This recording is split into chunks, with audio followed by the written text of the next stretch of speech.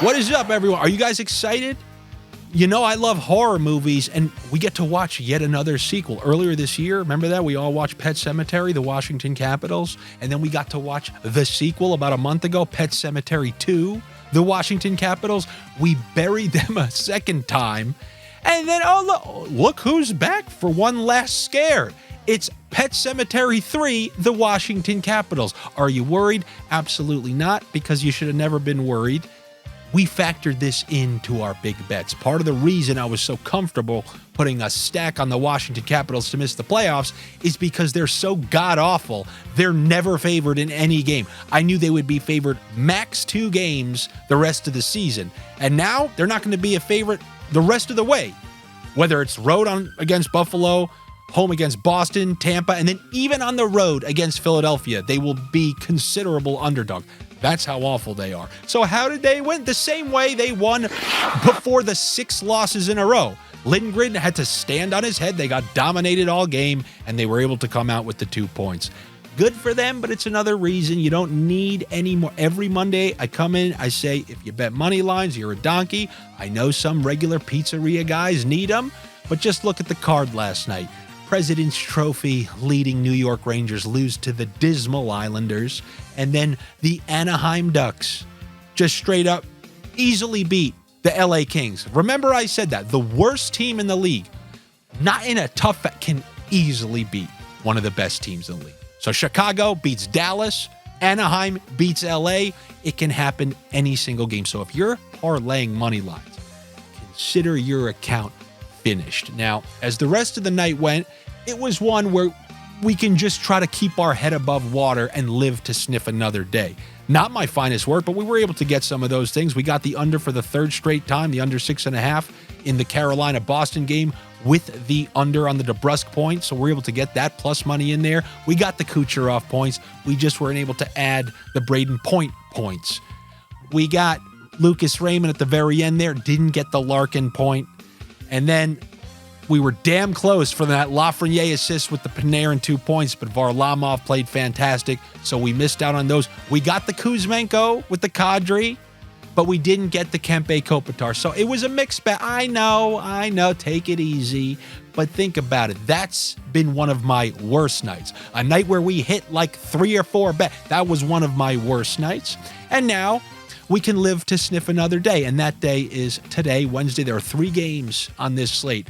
And I do want to let you know, we're in like the final week of the season here. There's just a little more than a week left. And I think this is our final opportunity to take crazy bets, your lottery ticket bets, because come playoffs, you guys know the ass cheek philosophy that I deploy. It's more like what you saw for the Carolina-Boston game yesterday. We can't be hoping that there's the high-scoring games when refs don't call as many penalties and you deal with lower-scoring games all over the place. You can't be doing line made 2 points. So I think you guys should kind of binge on games where both of the teams have nothing to play for. I would do it. Just have yourself a good time because it's essentially done. And don't be one of those people who hits me up during preseason. You have all this time until October, and those are your opportunities to do the 2 points for this guy, 2 points for this guy, because there's no reason for these teams to play all defensive. You know, they're going to be experimenting. They're going to be sitting some players out. They're going to be calling some players up. And those games can tend to be ruckus opposed to teams who have stuff still to play for. And the game that I'm obviously talking about on this slate, Chicago Blackhawks, St. Louis Blues. Look at St. Louis's last game against Anaheim. It was pure ruckus. What was it, a 5-4 or 6-5 overtime game? And if we get something like that, I'll be absolutely thrilled. But the same way we talked about Keller and Schmaltz, who finally didn't get a point last night because the team got shut out.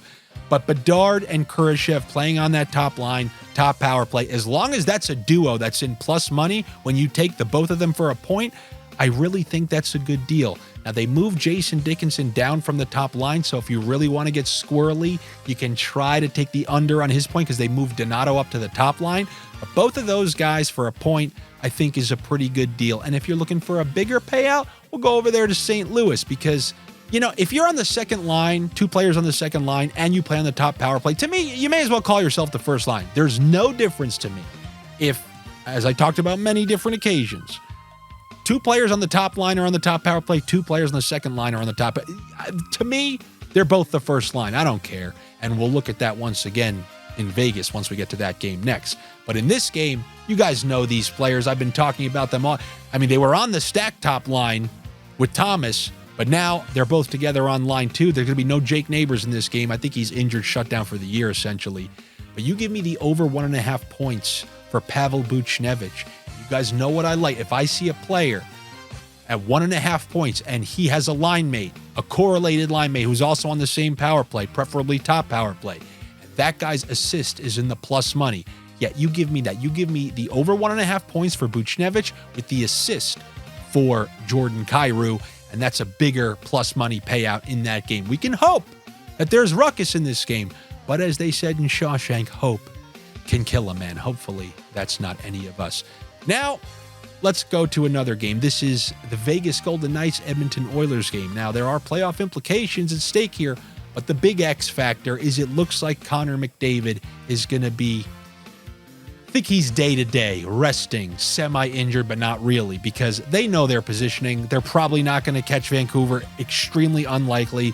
So I think the right thing to do, play it safe with McDavid, and if he's out, then I think it's worth a deli slice of a sniff. As I said yesterday, a deli sniff to take the Vegas Golden Knights and plus money in this game. Vegas, they can improve their situation, and also this could be a potential playoff preview. So I like the Vegas Golden Knights just for the value, plus 110. I mean, you take Connor McDavid off this team. Go look at Leon Draisaitl's career metrics without Connor McDavid. They go considerably down. And think of the power play, how vicious it is. So with all that said, I think Vegas is a pretty good value there. And you take Connor McDavid out of this game, and you know how the Golden Knights can play in some of these lower scoring games, although that hasn't been the case recently. Like the other night, it was a 4-3 overtime game.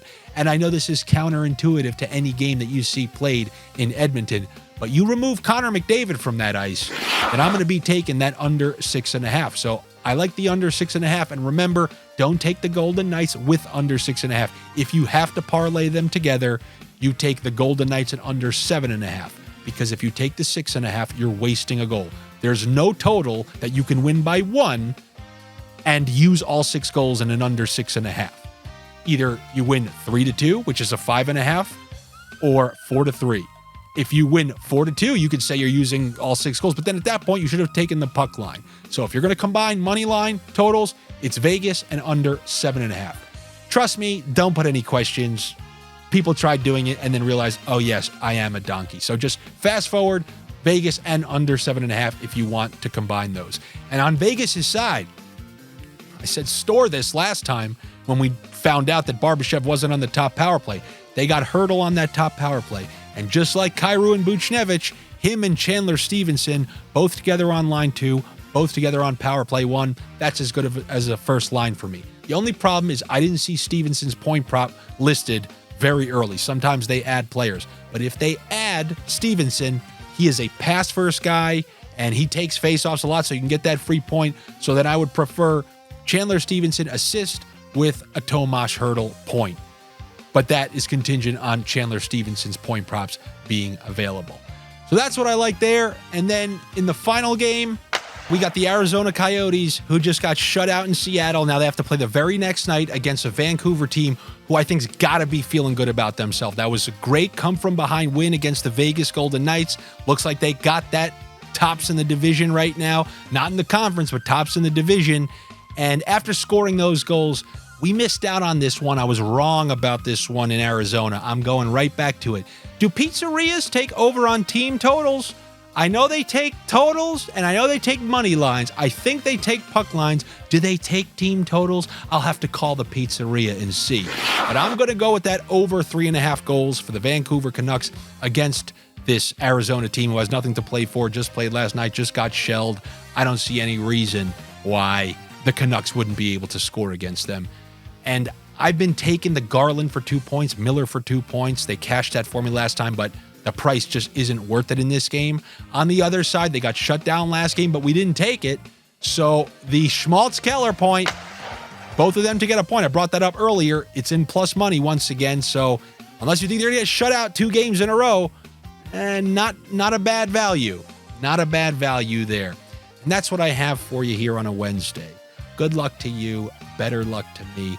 Make sure you are subscribed here to my YouTube page. I always appreciate it when you guys come and you're rambunctious in the comments. You have a good time in the comments the same way I have a good time in these videos. It's very much appreciated. I enjoy when you share them. I enjoy when you like and engage, and I love to see the numbers trickle up a little bit. Some of you guys, you're really great.